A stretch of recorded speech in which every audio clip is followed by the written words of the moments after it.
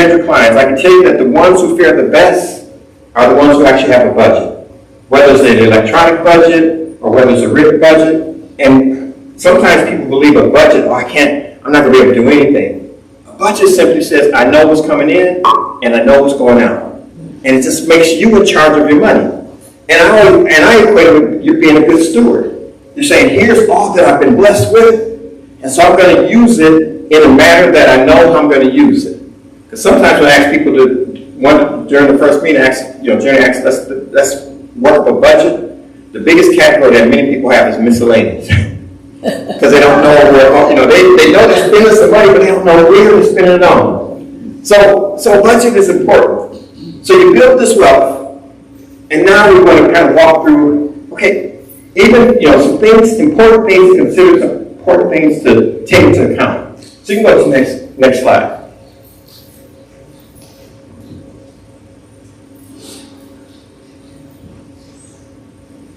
So when you look at this pyramid, what I want to walk through is, in general, first talking about how do estate taxes work, because everybody knows taxes are definitely a consideration when think about. But then also, after that, so that's kind of the foundation, understanding how estate taxes work. But then above that, saying, okay, what are some of the critical documents? But then even when we get past the critical documents, what are some of the tactical things we can do to kind of maximize things? And so we're going to kind of walk through those. Briefly, we're going to talk about estate tax. I'm not going to go real in depth, but sometimes people are surprised that they won't necessarily be impacted that much by estate taxes. You go to the next slide. There you just kind of see a history of estate taxes. Kind of began where there's an undeclared war with France, and so that's when the first estate tax appeared. Again, it appeared again with the Civil War. And so fast forward to the Tax Cuts and Jobs Act of 2017, basically increased the state taxes, where now the minimum is, I think it's 13 point, you go to the next slide. So 13.6, so 13,610,000 is the exemption. So if your estate, all your estate is valued at less than that, you won't face estate taxes. And so again, this Tax and Job Cuts Act of 2017 doubled the estate tax. And I'll walk through when we say estate tax is what I'm talking about. So before it was half that amount. And so if they don't extend the legislation at the end of 2025, it goes back to half that amount. So whatever half, 13,610,000. So if your estate is less than that, estate taxes isn't necessarily something you have to be really concerned about because it's not going to impact you. So the first 13 million, you're not going to face estate taxes. And I know there might be a couple in here that you still work because you work over 13 million, but still.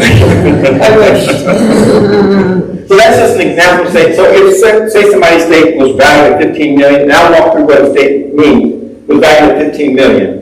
The exemption says, the first 13,610,000, no taxes are due. So in this example, 1.39 million would be taxable.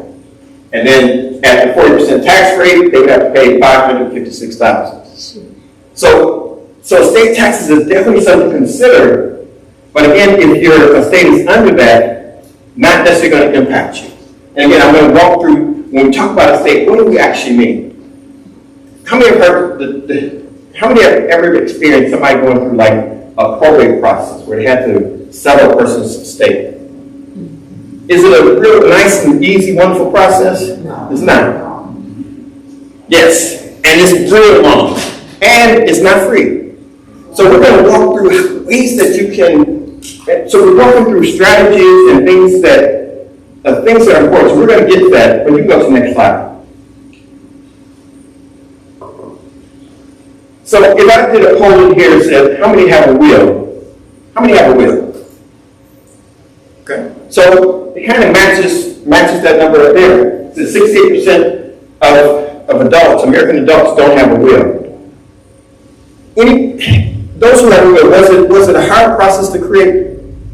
No. It's not. And what does the will do? Because I like to interact, so that's why do we need a will? What's the purpose of it? What are your thoughts? And I'll define that some too. Any thoughts? Well, first of all, when you have a will, you avoid probate, right? Or not? You don't. No, you don't. That's what we're going to talk about. Will doesn't will you still go through probate. Okay, but it doesn't mean who you want the money to go to. Exactly. Okay. So will says here's what. So if a person dies without a will, how do you think they know? How do you think somebody knows what your wishes are?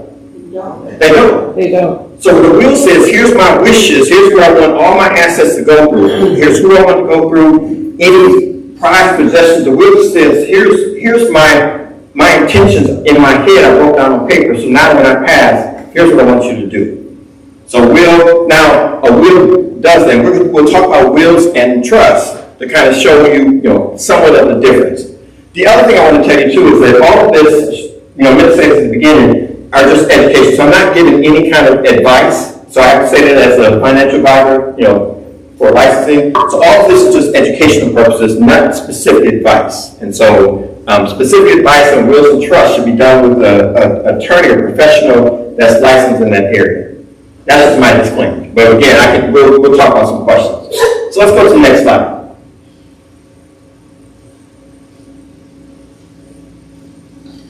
All right.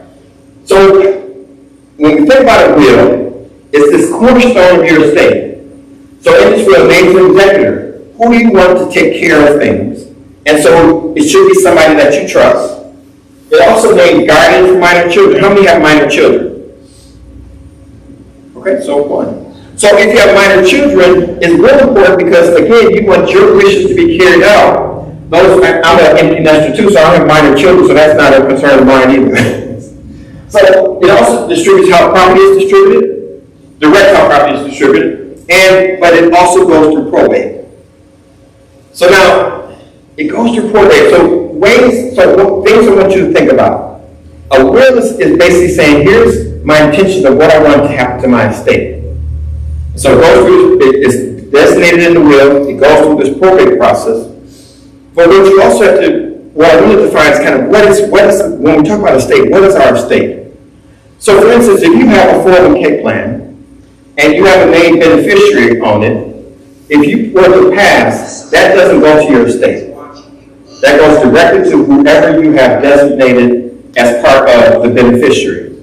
So think about the estate over here, and here's all your assets. So the will is going to determine who gets all your assets. But any asset that you name a beneficiary or transfer on death, it doesn't go to the estate. It goes directly to the beneficiary. So if I have an IRA, an individual retirement account, if I name a beneficiary, it doesn't hit my estate. So even though the will goes through probate, it doesn't go through probate because I basically gave my wishes out and said, here's what I want to happen. If you have a checking or savings account, it's important, if you add a transfer on death on that account, say, upon my death, I want this account to transfer to someone else, it doesn't come to this estate, so it doesn't go through the probate process. So we can do little things like that can divvy up a lot of our estate without having to go through the probate process. And it's important, so one of the distinctions that if you have, supposing you really said, I want this person to get my 401k, but on your beneficiary, you name somebody else. But that person in the will is not going to see that money. Whoever's that beneficiary will present a death certificate. That money goes to them because it's not part of this estate. So really important. So one of the things I always recommend with my clients is that we look at their beneficiaries each year. Reasons it's important is that sometimes people get divorced. And it hasn't happened to me, but I had an advisor I know where their client that got divorced is a man, and he forgot to update his life insurance, and it had the ex-wife as the beneficiary. Oh no. And so the ex-wife got the money, the ex-wife wasn't sharing with the current wife, and there was nothing that she could do. Right. So it's important that you update those beneficiaries. Now what do you think happens if you have like an account out there and you didn't put a beneficiary? What do you think happens? Goes to the estate. It goes to the state because, we don't know what your intentions were. We come over here to the state. Now we say, what are your instructions on your estate? And so that's why, so if you don't have a will, the state says, we have to appoint somebody to divvy up your estate. And we're gonna try to appoint the best person, and it may be somebody you know, it may be somebody you don't know. So if you don't have a will, and say you haven't named beneficiaries, it comes to your estate, and now there's somebody has to sort out, well, what were your wishes and what were your intentions? And it says, and there's a cost to it, and it's this process, it's a long process. So even if, say your family really, needs the money that you're gonna leave them, but you forgot to name as a beneficiary, they don't get it right away. They go through this probate process until your estate closes.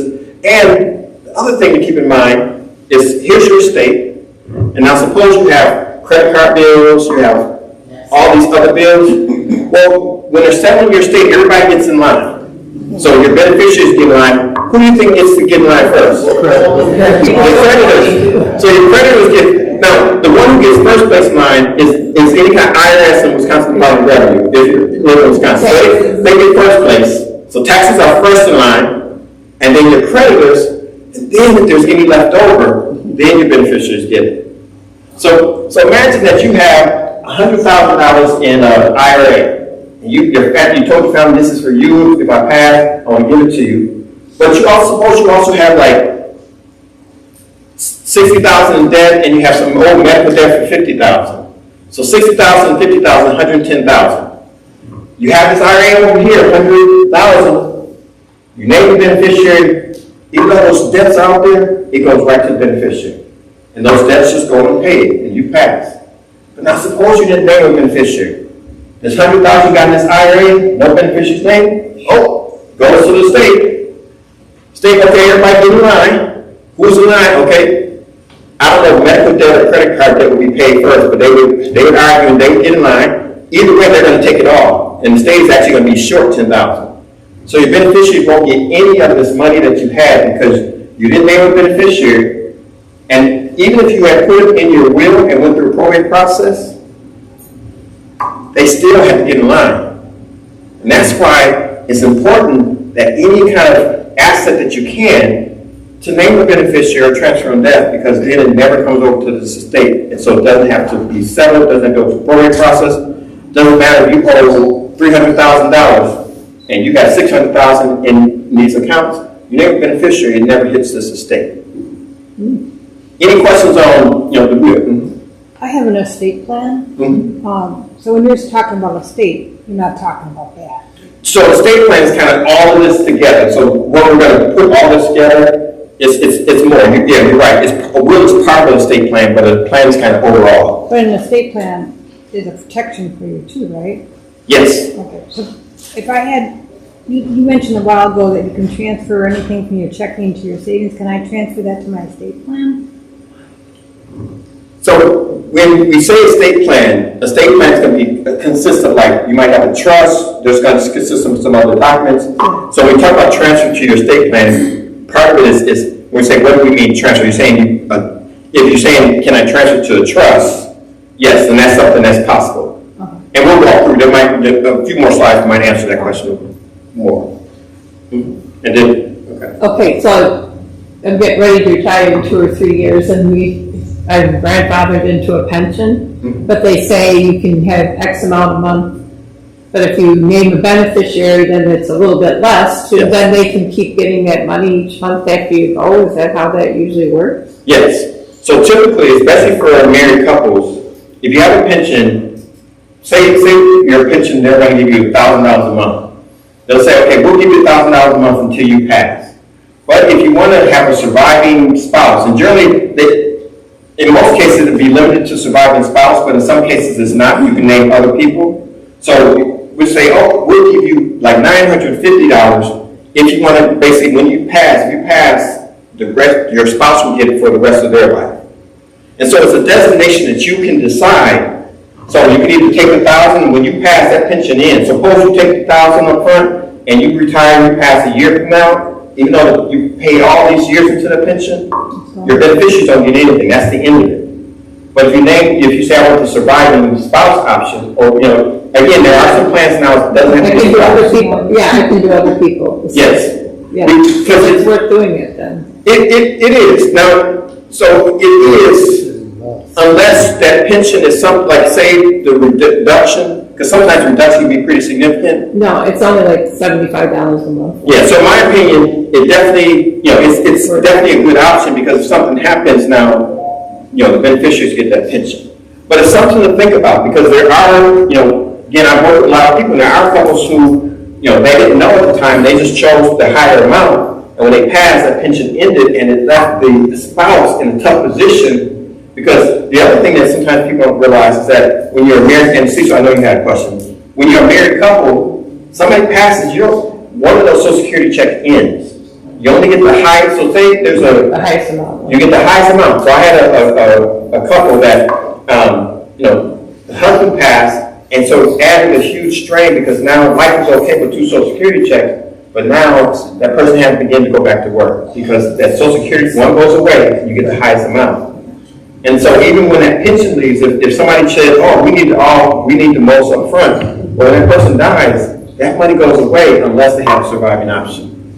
So those are things that you want to think about and consider, especially that, when you're getting ready to retire, because we're trying to prepare you for not just having enough money to start retirement, but we want to make sure that you have enough money to enjoy it and you don't run out of money. So that's what your advisor should be having those conversations, to make sure that you're going to have enough to live comfortable, whatever comfortable is to you, but also that you won't run out of money. Because running out of money is equally worse. Right. 15 years of retirement, you've been enjoying life, running short of money, what do you do?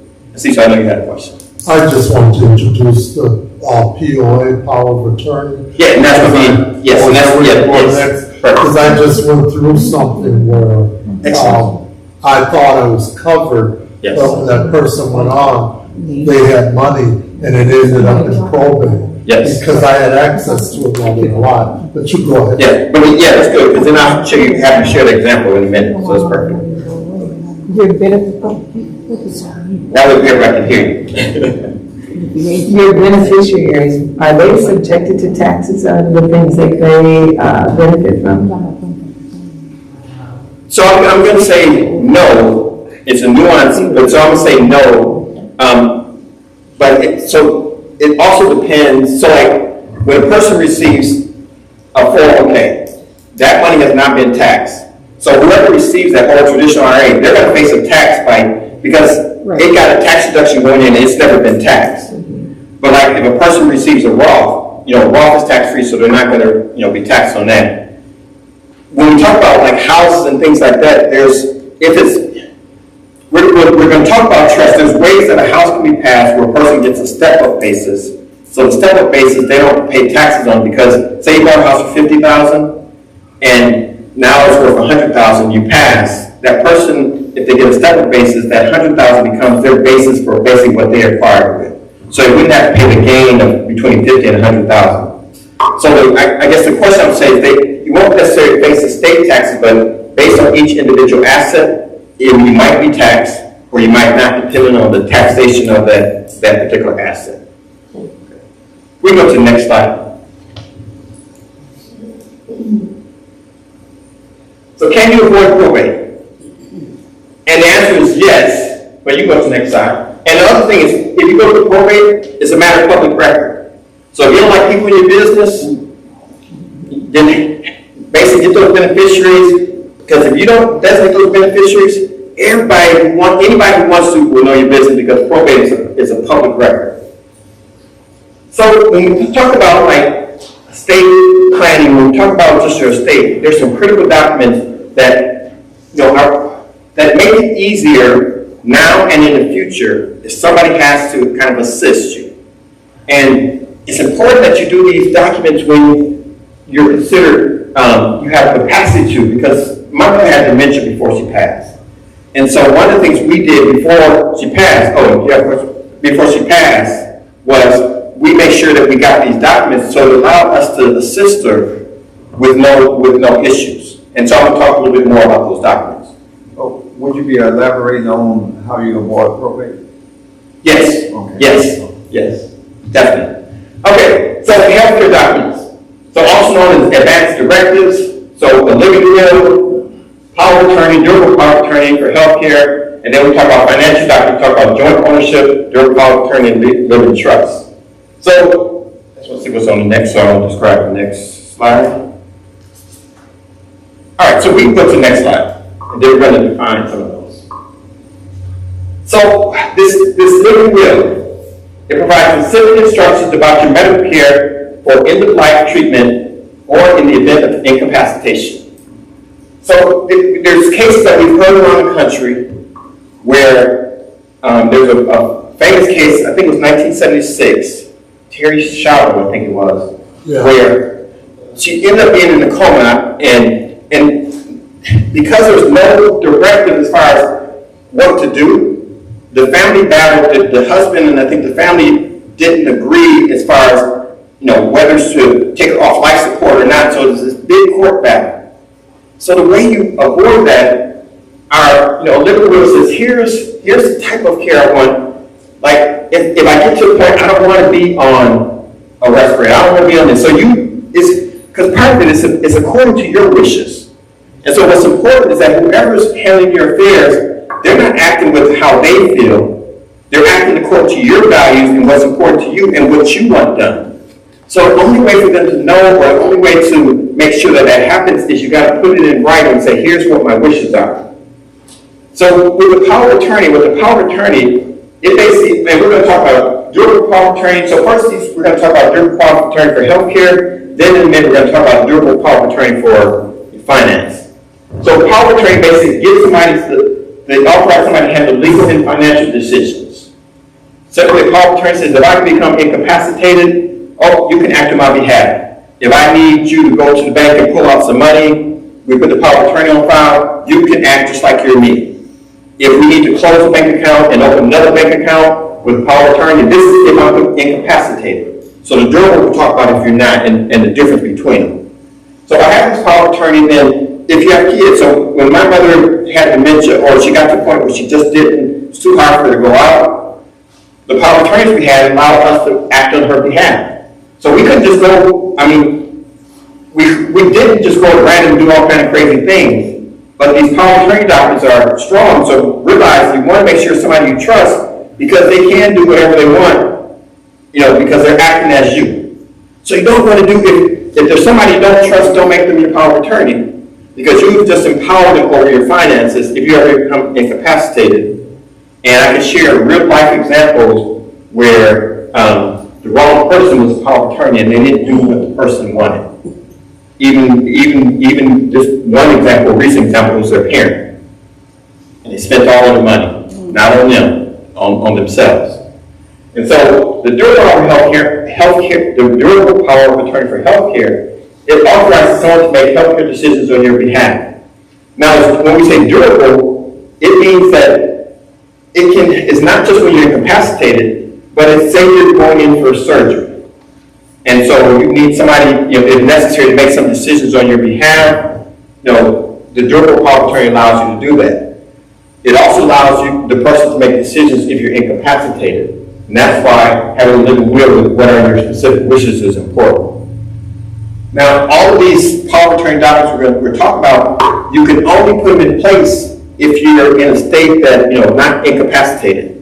So if somebody has dementia, you don't have the capacity to sign these documents, and they won't, attorney and like whoever has no license should not, or usually won't let you sign the documents because you don't have the capacity to say, oh yes, this is what I want. So it's important that you do it now, while things are well. Put your intentions in writing and let the people know, get the people identified that's who you want to handle your affairs. Because when tragedy or when stuff happens, having these documents just makes life so much easier. Oh, that's right. I know that some doctor's offices give you papers Yes. for power of attorney for your health care, and you return them, but those papers don't have to go through an attorney, right? You just take them back to your doctor's office. Correct. And what I'll say too is, if an attorney draws up you a durable power attorney for health care, so some hospitals want you to use their form. But if you have your durable power of health care drawn by an attorney, generally most medical facilities will accept that form, and you won't necessarily have to fill out that form. Because it's detailed in terms of your wishes, it empowers the person to act on your behalf, and one is drawn up by attorney offers some protections, and it can even, so I recently met with a state attorney, so one of the things they mentioned that they have in theirs is that it allows, like, if the family decides that they just want to stop care at a certain point, say you said, I don't want care, just go on and on and on, that durable power of attorney will be able to do that, but the hospital may say, we're going to keep going, we're going to do this test and this test and this test, so it gives you some rights to act on a person's behalf, and, and so situations, when people get sick, it's emotion, there's a lot of emotions involved, and so it just says, here's my wishes, and so you're saying, yep, that's fine, you can do that, but this is what their wishes were. We want to make sure we honor their wishes, not, and that's not one of their wishes. Over here and then over here. You first. Oh, I'm sorry. And your questions are good. Keep coming in, and there's still something more with power of attorney to the next slide too. I have a living will, but the durable power of attorney is necessary also. You need both. So, good question. So, has a living will. So, the living will basically, basically here's the instructions. So the will basically outlines the instructions, but the durable power of attorney for healthcare allows somebody to act on your behalf. So, like when you go to the doctor in hospitals, doctors in hospitals will not share your medical information with anyone unless you give it permission in advance. HIPAA laws are very strong, and most medical facilities will not go, even as a spouse. Mm-hmm. I'm not, they aren't obligated to tell me what's going on with my spouse. Some will, but according to law, they're not to tell me because that, privacy. HIPAA. Yes. And so the durable power of attorney says, oh, this person, you can speak to them, you can give them medical records, you can share with them, and they're going to make, if I'm not able to make decisions, they're going to make them on my behalf. So even if you have to live in will, if you're ever at a point where you can't make those decisions, nobody's empowered to make decisions for you. And so how should like say if you're going in for a procedure and they knew it was significant, they might have you fill out their form to designate somebody. Otherwise, like may or may not be able to get information. Most will like have you, when you come in and say, is there somebody that we can share information with? We'll have you sign it, but if you have your power of attorney, it's already set. Because suppose you're in a car accident and you can't talk. Well, medical facility, you're going to have to prove to them that you're the one that they should be sharing information with because you are incapacitated. Oh, got a power of attorney, you can share information with me. Here's the document. All right. So let's go to the next slide. Oh, there was another question. All these doctors and hospitals ask you to have this, send them, all the doctors and hospitals want you to send all this to them. But when does the DNR become ineffective? I have a do not resuscitate, but in a situation, are they going to go into the records and see if I have a durable power of attorney or a living will or? Yeah, what often happens with hospitals is that on like the records that hang on the bed, they will ask that question. So my mother-in-law, recently passed this year breast cancer, some other cancers. And so on the chart, when you walk in, one of the questions when it gets to the point that when she came to the hospital said, if we have to resuscitate you, do you want us to resuscitate you or not? So her wishes were right there on the medical chart, and so they were going to follow that because that was at one point the last thing she said was no, and that was the point that really kind of emotionally really her daughters and sons were really not hurt by it, but it really made them think, oh, this is real. But it was right there, and her wishes would, so if her heart stopped, her wishes was that they didn't do anything, and even if her daughters or sons wanted to, the hospital wouldn't, because her rights stopped, even their desires. Good question. So let's go to the next slide.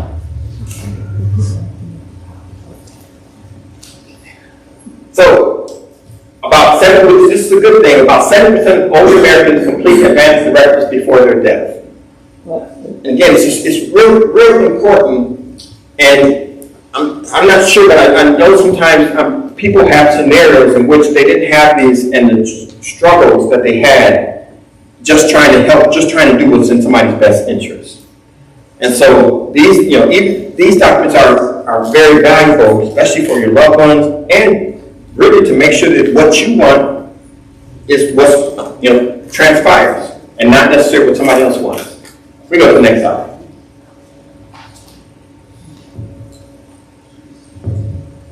All right, so here's, so a couple things here. So let's start with the joint ownership. So when we talk about, this estate before, so other ways to make sure that accounts that you have don't necessarily go to your estate and have to go through this probate process is that joint ownership allows you to pass assets to a co-owner without probate. So if I have a checking account and I can either have a transfer on death, or if it's a joint account, I can have it, that joint account will pass to the other person upon death. Now, it has to be titled with like rights of survivorship, but sometimes you can have an account joint tenants in common, where the other half of the account is not necessarily that, it doesn't automatically pass, it goes to that person's estate. But you can have a joint account, upon death, it will just pass to the other person. And that could be important, because if you have a joint account, somebody passes, then they just retitle the account into one individual that's living, and it just goes just as normal. So the other part we talk about, financial power of attorney. Okay. But is that something that you have to go to the bank and do, or is that something that's automatic if you have a joint account? So it's usually automatic, but one thing you want to check if you have a joint account is, so when you open a joint account, usually they'll ask you, do you want joint? Is it joint, right of survivorship, tenants in common? There's another one. So you have to just make sure that when you set it up, you can ask the bank, is it one? And they won't necessarily be able to give you advice, but you just want to make sure that it's joint where it will pass to the other person. Now, Wisconsin is a community property state, so when you chose joint, it probably is set up that way, but you just want to verify it. So like say two unrelated people want to have a joint account. They would have joint tenants in common. So if we're business partners and say we have $50,000 account, half is one person, half is the other, when that person passes, we're saying, wait, this isn't the other person's because I put it in, so this other $25,000 goes to this person's estate, and so they would have a right to that if it's tenants in common. So in most times, banks are kind of just joint where we pass to the other one, but you just want to check to make sure, because you don't want to find that out upon death. All right, well, what about if it's listed as a beneficiary, like some of the CDs or things like that? Yes. Will that too go through probate, or will that straight Yes. roll over to the beneficiary? It will go straight to beneficiary. So any assets you designate a beneficiary, they present the death certificate, and it will go straight to the beneficiary. It will never hit the estate. So that's why beneficiaries, transfer and death are really important. Again, it doesn't go through this probate process. We do advise a person to have all of those, the living trust, the living will, a will of power of attorney, and all the things that you talked about. So when I'm working with people, what we do is, we have a joint meeting with an estate attorney. And then the estate attorney goes through and assesses your individual situation, because everybody's situation will be different. And the attorney will say, this based on your wishes, your desires, here's the things that, would you be able to carry out those. Because for some, it might be because it's also your desires. So while durable power of attorney that we'll talk about in a minute is really easy to utilize, some people don't necessarily want anybody to have control of their finances while they're still in a place where they can make their decisions. So that person might have just a financial power of attorney that's only effective as they become incapacitated. So the state attorney will kind of walk you through a process saying, okay, here's what I would recommend, and then put those documents together. So with the durable power of attorney, it authorizes somebody to make legal and financial decisions on your behalf in case of incapacity. The key here, though, is that it's durable. It means it becomes effective immediately. Even if you're not incapacitated, it can be used to make decisions on your behalf. Now, this is the one that you want to make sure, both of them you want to make sure that you trust the person that you're making power of attorney, but this is the one that you could draw up today and say you gave it to whoever you want to act on your behalf if you ever got sick. Because it's durable and it's effective today, they could actually take right now and start acting on your behalf. So all of these documents, when you draw them up, you want to control them and not just have them passing around. because a person can take their durable power of attorney and open an account on your behalf. And so the difference with the durable is that it basically is effective kind of immediately. The power of attorney is effective upon when a person is incapacitated. So power of attorney is just, some terms you might hear is springing. When a person becomes incapacitated, then becomes effective, or it's effective immediately. The other thing we're going to talk about is this living trust. So living trust enables the transfer of assets to heirs without going through probate. So one of the questions was, is there a way to avoid probate? That living trust. But before we get there, so I want you to kind of imagine, suppose when you think about all your assets, so you have 401ks, you have IRAs, you have bank accounts, you have all of that, main beneficiaries goes right to those beneficiaries, so it doesn't hit your estate. So then you can say, well, what assets do I have left? Typically, it might be like a house, or it might be your furnishings or important things that you want to pass on. If your estate is valued at $50,000 or less, you don't have to go through the probate process. But it's valued at $50,000 or more, with the will, you go through this probate process. So sometimes when you talk to a state attorney, they're going to ask you, well, what are your assets? How are they titled? Do you have beneficiaries? Because that might determine whether they make a recommendation on a will of trust or both. And so, as I said, the state attorney will make that, will help you make that decision, but it's going to be based on your situation. So, like if a person rents, they don't own a home, all their assets they have beneficiaries. Well, they're not. They have a will. They're not going to go through probate because the sum total of their assets and what's left are going to be less than $50,000. So there's no probate. I have a trust.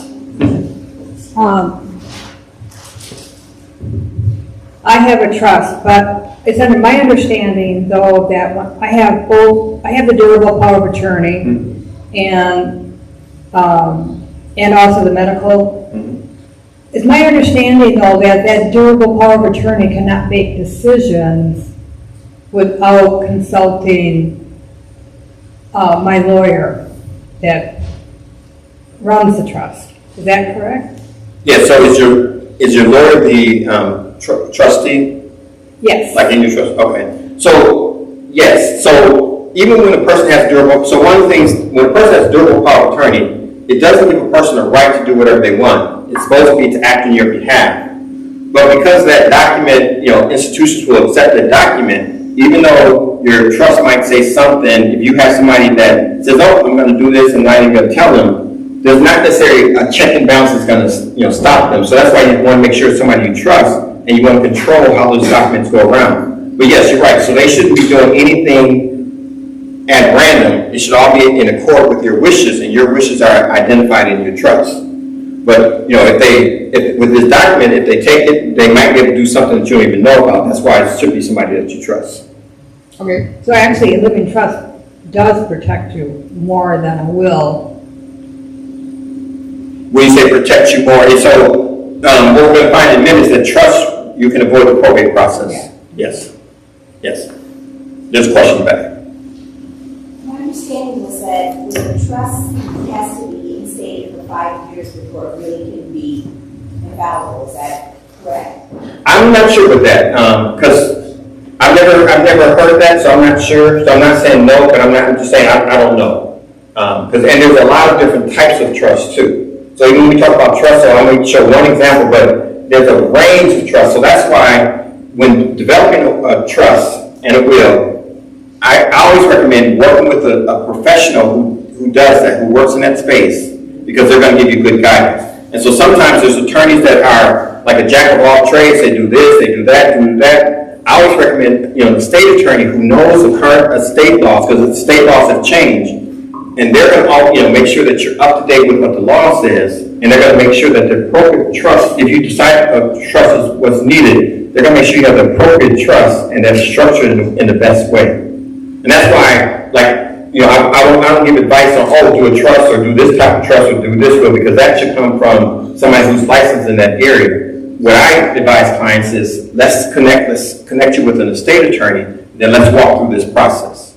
And again, let the experts kind of develop it. Now, some people, would try to write them themselves, I just recommend that you want a document that's going to stand the legal test, and you want a document that's solid. Now, some of your employers have, so I have a client that their employer has this thing you can pay a certain amount of each paycheck, like $6 or $7 for MedLife. And so they were able to get a trust and a will developed as part of this benefit. So they pay them $6 or $7 for this benefit, and it allows you to go get a trust and will. So you should also check if you have the benefit. So like in Milwaukee, people who work for Milwaukee Public Schools, they have a benefit where they can get a will developed as part of their benefit, so they don't have to pay for it. So also see, sometimes there's ways to get these documents and not have to spend a lot of money. Now the other thing I say, these documents do have a cost. And the cost will vary by the law firm that you use or lawyer that you use.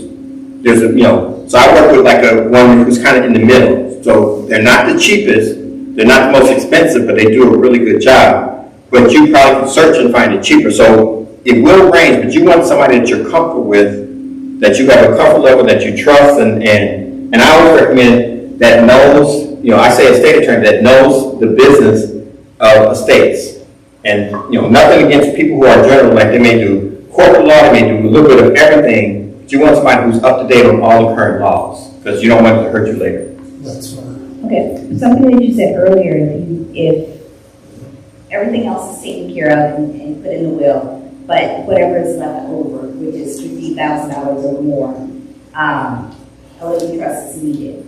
But you included the house. If the house was already put in the will as going to the beneficiaries, does that still get counted, or how does that work? So a couple things. So one, so I'm not making a recommendation say a trust is needed or will. I'm saying that you want to meet with the state attorney, they're going to make the determination what's the most appropriate.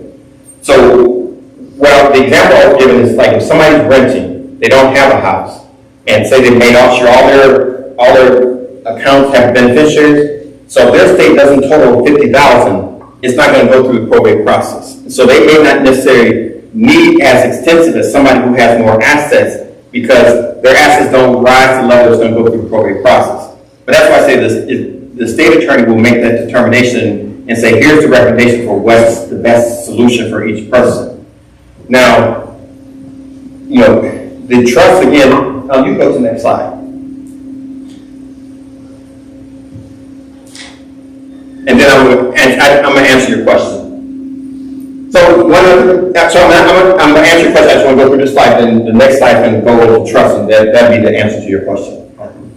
So other things to think about is that each year you're allowed to gift, $18,000 to a person without any, tax implications. So you can gift $18,000.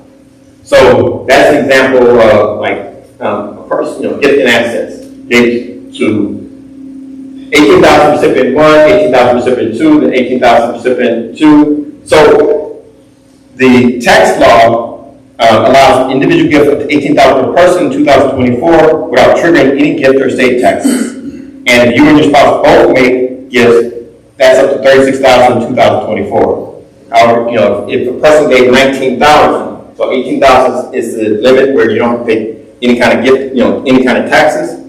If you gave 19,000, then that $1,000 would be subject to taxes because it's over the amount for each year. Let's see if anything else. And so during your lifetime, you can give away up to that $13,610,000. All right. So if we go to the next slide, then we're going to get kind of into answer your question. Oh, okay. If you did reach the 19,000, if you did reach the 19,000, that $1,000, is that taxable to the recipient and the giver, or just? That part I'm not sure. I think it's taxable to the giver, but that part I'm not sure about. But specifically with the 18,000, nobody can be taxed, the giver or the receiver. Correct, because you can give up to 18,000, give less up to 18,000 is the max, and then there's no gift tax. And sometimes that's can be a really effective strategy too. All right, so let's go to the next slide, and I want to still get the answers to your question. I got you some water. Oh, thank you. Okay. All right. So trust.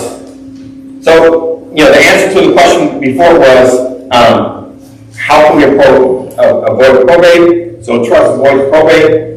It's not a public record too. So the other nice part is that this is private, so nobody knows your business. And again, I'm not saying everybody needs to trust. I'm saying that determination is made. I want to make sure I make the disclaimer, made by an attorney who will give you recommendations for what's appropriate for you. So it's also, it says, here's how I want my affairs managed, but also here's how I want my assets distributed.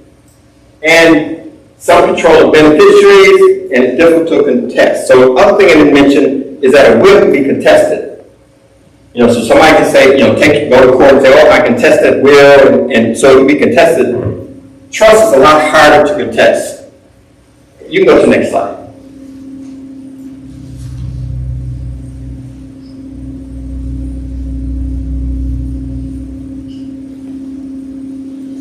So how does the trust work?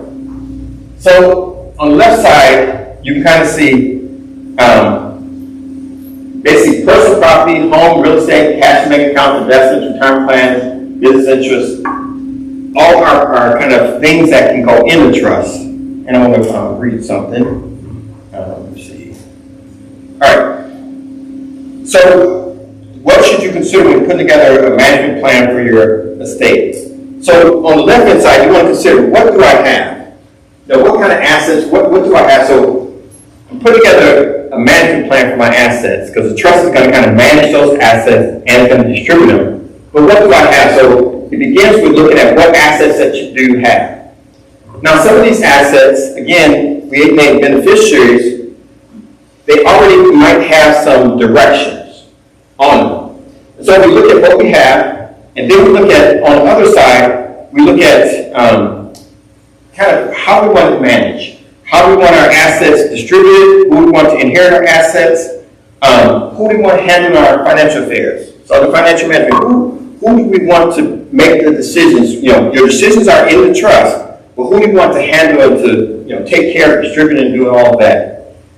Also, who do you want to make medical decisions? If you can't make it for yourself, do you want to provide for your spouse if you die first? Do you have young children? With your grown children, do you want to put restrictions or how you want to distribute it?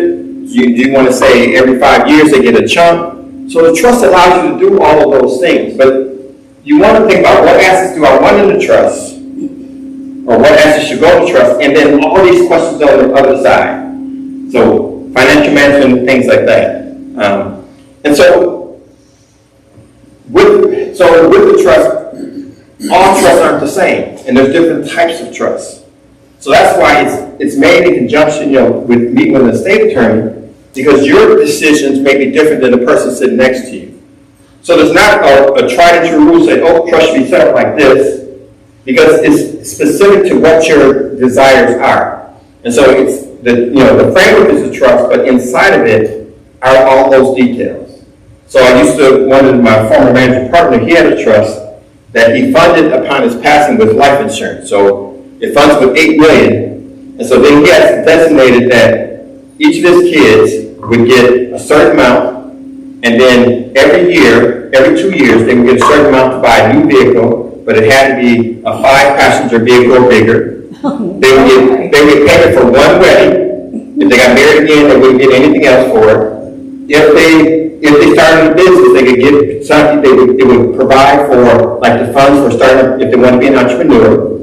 And it also provided for their kids and the grandkids and great grandkids that they would never met. And so all of that put into trust and funded with. So Charles funded with this proceeds from this life insurance. Didn't necessarily put all those other assets in. And so it's an individual decision on how that trust is structured, how it's funded, and all of those decisions.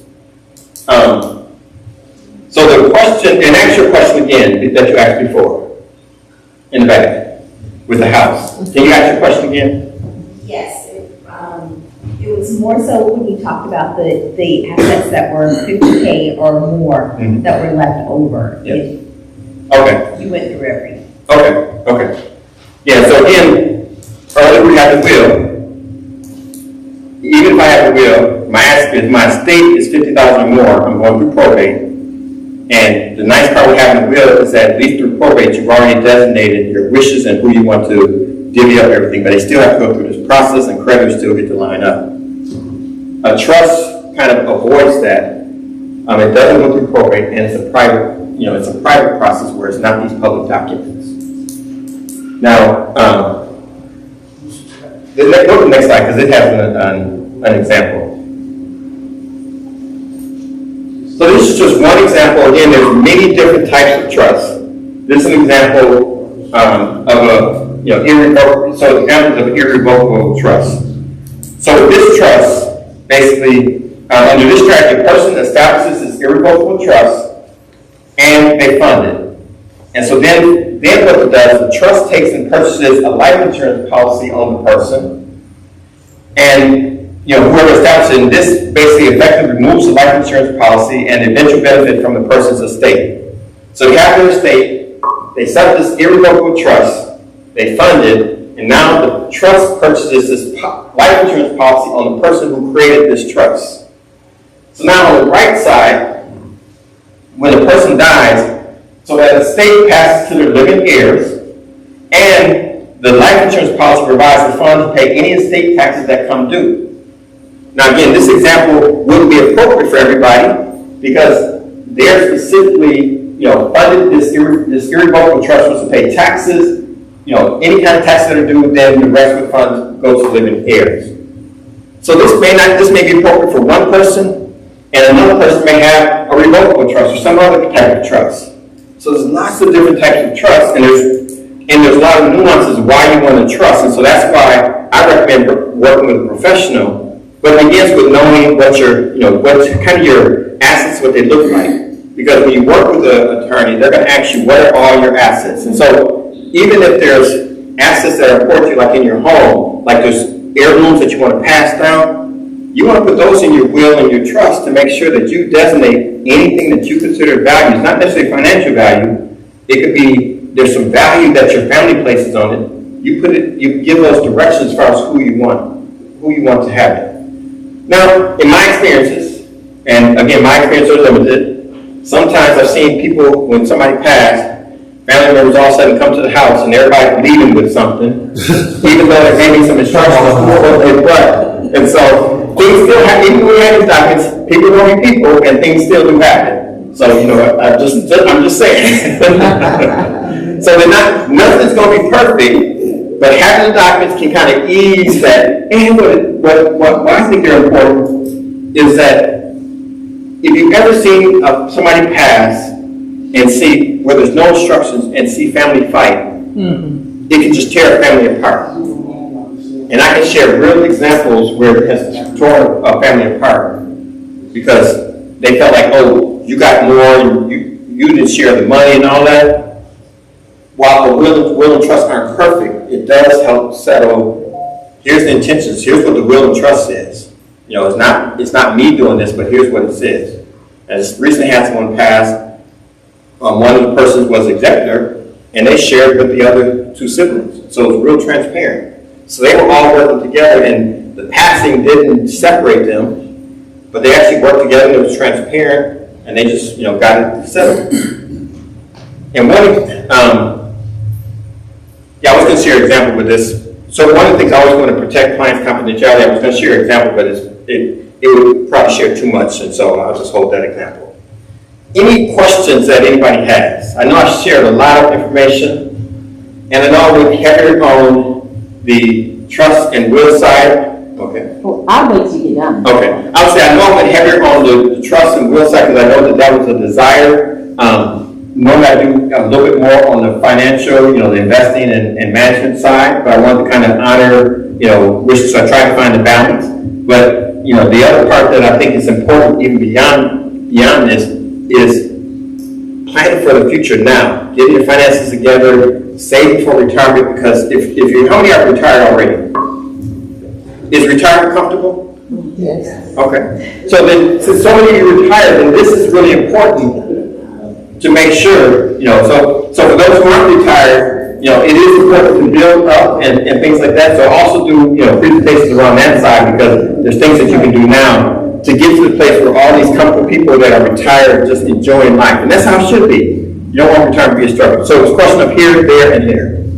But, whoever wants to go first. Okay. This is a question about power of attorney. When my mother passed, and you were speaking about credit cards, and I was trying to get her cards paid off, but when I called the company, they asked if I was power of attorney, and I said no. They wanted me to go through the process, and I thought maybe I can just send them what she owed on the bill, but they wouldn't take it like that. Why is that? Because I thought that would be easier. We trying to get her bills paid off, but they wouldn't take it unless I did power of attorney, and I didn't even bother to go do power of attorney. So two things I say. So one is that if you had mailed in that payment, they would have deposited the payment, they would have taken it real fast. So they can't share any information. So like, if somebody passes, they can't even tell you what amount is due or anything like that. The other thing I would say is that a credit card is unsecured. When somebody passes, in general, you don't want to start paying their bills, because when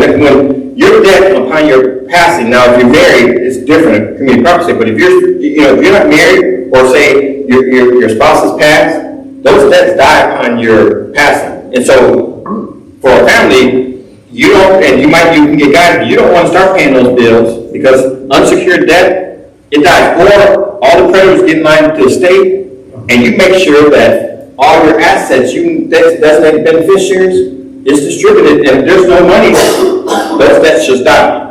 Now, some creditors will be underhanded, try to threaten you, saying if you don't do this, but those debts are not in your name, you're not responsible, those debts die, and that's the risk of unsecured debt. So the family doesn't have an obligation to pay that debt. They have to get in line just like everybody else. And if the state doesn't hit $50,000, doesn't matter even if they owe $20,000 medical debt. The only way that they get a chance to get in line has to go through probate. If they let go through probate, there's no mechanism where they can get in line to come after the state, because there's no state that was created.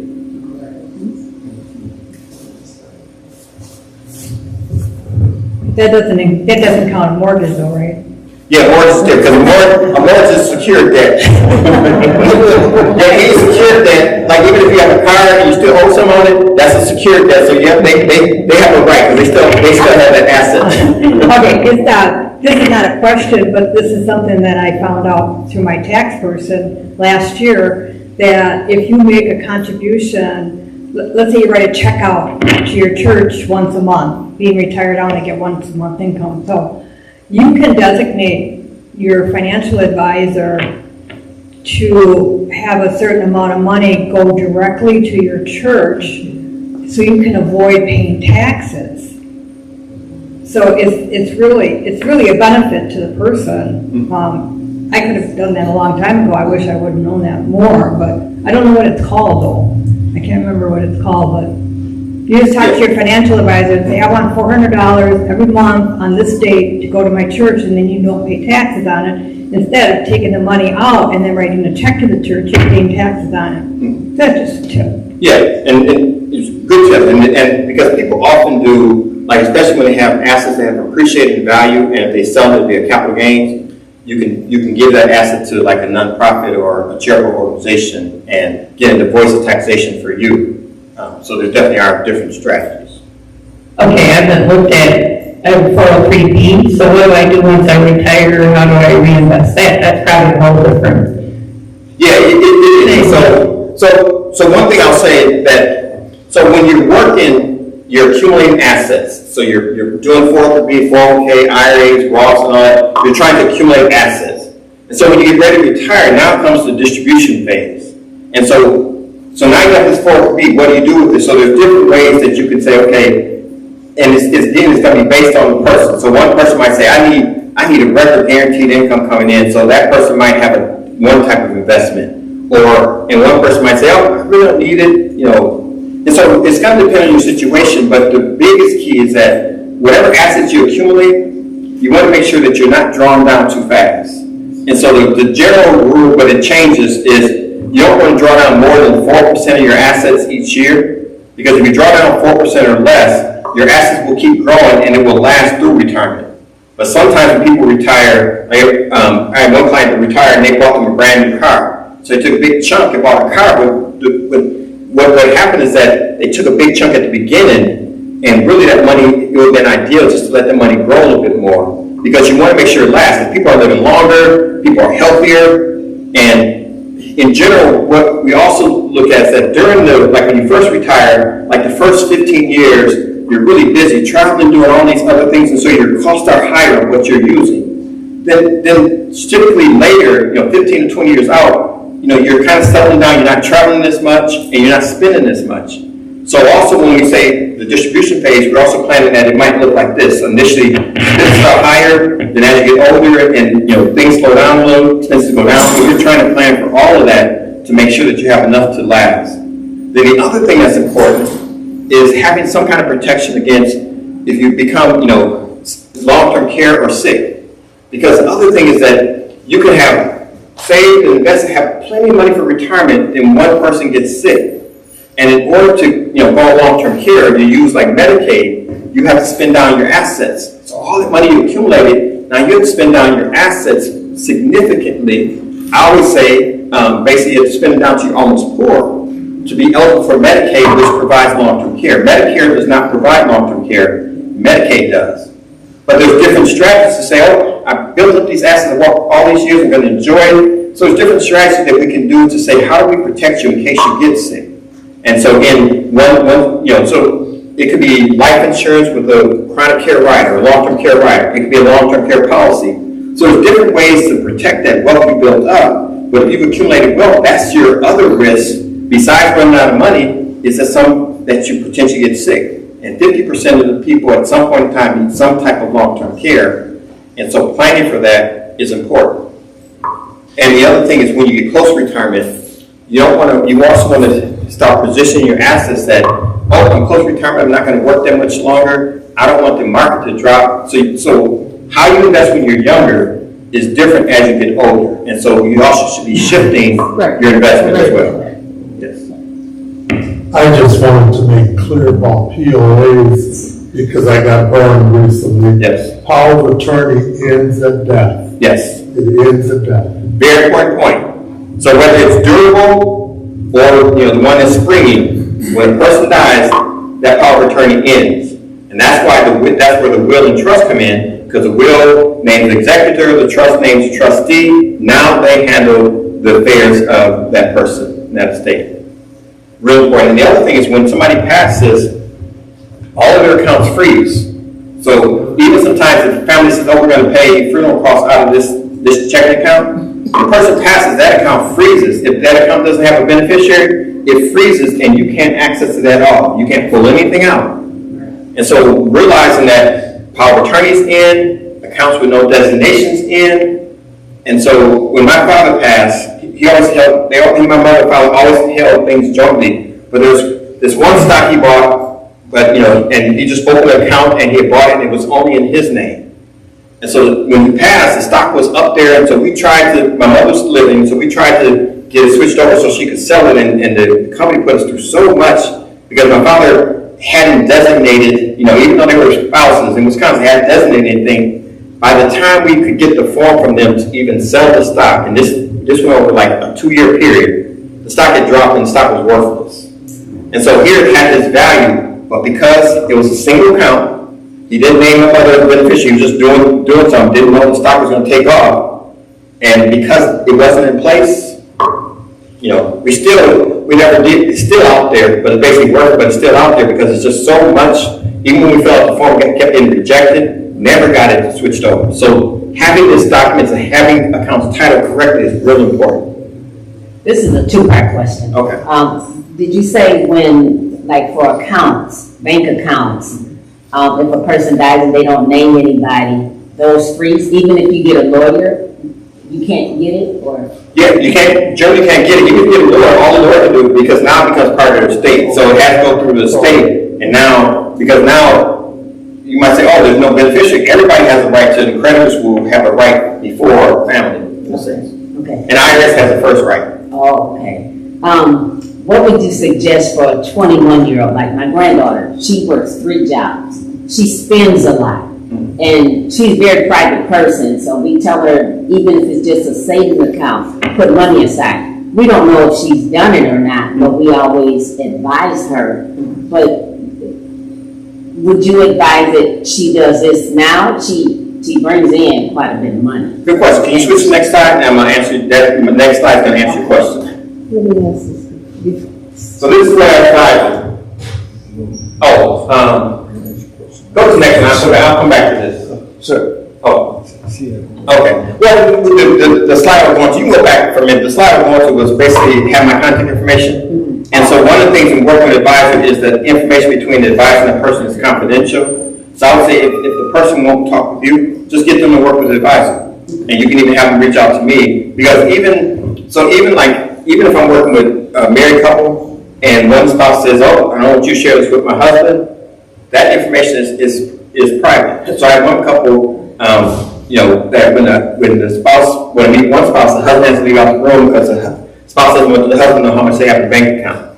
Because one's a spender, one's a saver. And so, if they work with somebody, they can make sure that they're getting good advice and good guidance, even if, and again, person advisor can't share it, and so maybe they'll feel more comfortable knowing that it will remain private.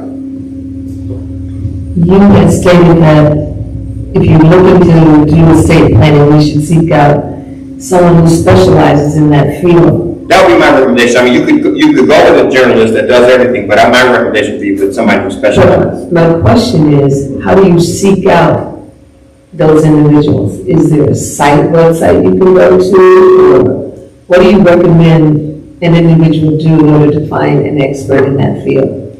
So what I've done is I work with a few estate attorneys, so I kind of vetted them, how they work with clients, the advice they give. So like I have now 3 firms that people ask for a estate attorney. I'll give them those and say, here's 3 people. You check it out. You make sure you find whichever one's comfortable with you. So initially I was working with one, but I wanted to make sure people had a choice. And so now so periodically we meet with different firms, estate attorneys, just to understand their process, make sure that they're handling, working with people in a way that, I just feel it brings dignity. Because, sometimes you hear people's experience is not good. And so I try to vet them, but I still say, you vet the person, but here's 3 people that I have clients who work with that I'm comfortable recommending that, consider them. Or you can just do a search, but what I always do is I think it's better if you get a recommendation of somebody who's worked with that, or can find out something about them. Because just as some people are good at their profession, others aren't as good. But at the end of this, I have my contact information. If you reach out to me, I can give you those names. But again, I say you vet them, and if you don't have comfort, don't work with any of them. You want to make sure you have a comfort level. Thank you. Jennifer is wonderful. Yes. So one estate attorney I work with, she does a wonderful job. So I refer her to people, and I haven't had any client that didn't like the work she did. And the nice part is that she'll do an initial consultation, and she'll tell you up front what she's going to recommend and how much it will cost before you have to make a decision. So some will actually charge you for the consultation. Some will you pay an hourly rate for consultation. She doesn't charge for the consultation. And then after that, you make a decision if you want to proceed or not. So at least you can hear the process. I just want to you can go to the next slide. I'm going to go through these quick. I want to go to the last one that has my contact information. So again, we kind of talked about this, what's the value statement, what are objectives. You can go to the next slide. And you can go to the next slide. And so if you have, other questions or, even if you're looking for advice or whatever. So my goal here wasn't necessarily to come and try to solicit clients. It's just again, what drives me is trying to help people work hard and want to see that they enjoy their money and enjoy life after they retire, after having put in all those years. And also to make sure that you take into account that life changes over time, and how can we protect to make sure that if somebody becomes sick or whatever, and even to look at your assets and make sure they're structured that they're going to last, for the duration. So feel free if you have other questions, if you want to reach out to me, or if you want me to take a look at your assets or something like that, feel free. Again, my goal is not to solicit clients. My goal is to transform my community one business or one individual at a time. And the nice part, I can say that since I became an advisor, that there are a whole lot of people that have gotten things together and are saving and investing and have made significant progress. And so this idea of can a young person become a millionaire in their lifetime? Absolutely. And so I've had clients that have started, and just the path that they've gone down have had significant success and it wasn't because they had a whole bunch of money. It's because they were consistent, they were disciplined, and it just changed their whole future. So they have changed not only their future, but now they've changed the future of all those that are connected to them. So that's what drives me, is how do we change the reality so then the next generation comes and not start from scratch. And to avoid some of the cycles of poverty that our community faces so often, I think building wealth and managing that wealth is a key factor, and not just giving it up upon death. How do we protect it from taxes, from all the other things that just squeezes all of that money that you work so hard for? It's not loving money, it's just recognizing that it creates a lifestyle where you can enjoy life. And after you work all those years, you deserve a chance, an opportunity to enjoy life and not have to be worried about money, because that's just not a good feeling. Would you advise us as parents and grandparents to tell our kids that won't come and talk to an advisor on a basis of like rent, the saving, the minimum, and then also when on death, would you advise us to talk to our young people about, so they won't have to go and GoFundMe when someone passed, so they'll be prepared? Yeah, and that's a tough question, because so sometimes, like, I do a lot of insurance for people under 18, because it's so cheap. $100,000 of insurance might be $25.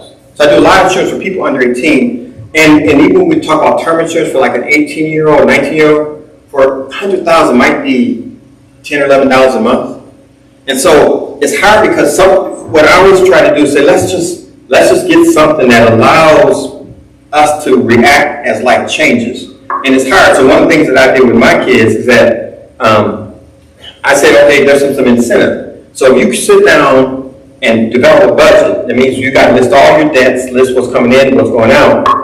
I'll take and I'll pay something towards some of your debts. But the agreement is you got to be transparent. You got to lay it all out. So they laid it out. So I said, okay, I'll pay that one off. That one's these smaller ones. I'll pay these 4 debts off to give you a jump start. But it required them to be open. And once we did that, it just changed the whole conversation, because I never met a person who hasn't made a financial mistake, including myself. All of us have made financial mistakes. And so part of it comes with not necessarily criticizing what they're doing, but having them see the picture that, hey, this can be different. And so for me, it was the incentive saying, okay, here's how I'm gonna get, y'all sit down. I'm gonna help you get your budget under control with your debt. But then it has to be something. So the incentive was, okay, you do this, and I'm gonna help you. And now they're a lot more open in terms of what they, just where I know what's going on, and they're actually now my clients too. So, but the issue was, they didn't want to share. Sometimes people are ashamed. They don't want you to see the picture they're in. So sometimes it's just saying, it's taken down to it. I'm not going to judge you. I just want to help you. And no matter what kind of shape you're in, let's see where you're at and how we can help you. Because sometimes young people get their advice.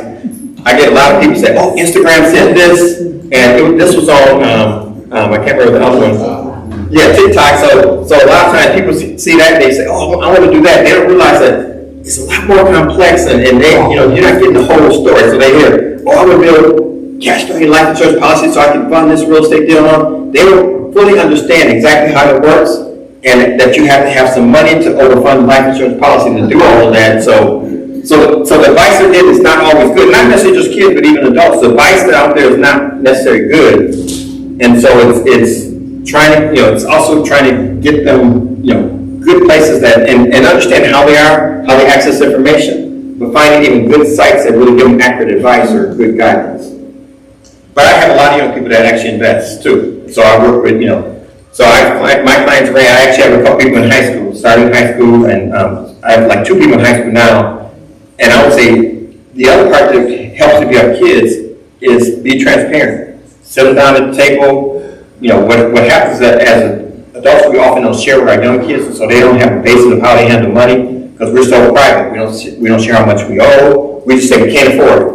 We don't necessarily tell them what the bills are and why we can't afford it. We just say, oh, can't get that, it's too expensive, we can't afford it. So being transparent. And I also would say you want to sit down with your kids or whoever is important and let them know your plans and even where your documents are. Because I had, some people have passed and family doesn't know if there's life insurance out there. They don't know where anything's at, So sit down or get those documents and have a place where somebody can find if something happens, because we scramble after somebody passes. And what I do, I know we're So I'll hang around, any questions that you have, I want to be mindful, because I know we're well over probably the time you expect to be here, but I'll answer whatever question you want, but I know that people have to go, so, you know. There's refreshments back there. Oh, okay. So there's refreshment back there. And coffee. Oh, pie and coffee, all right, coffee sounds wonderful. But again, I just thank you for, I mean, you've been so engaged, thank you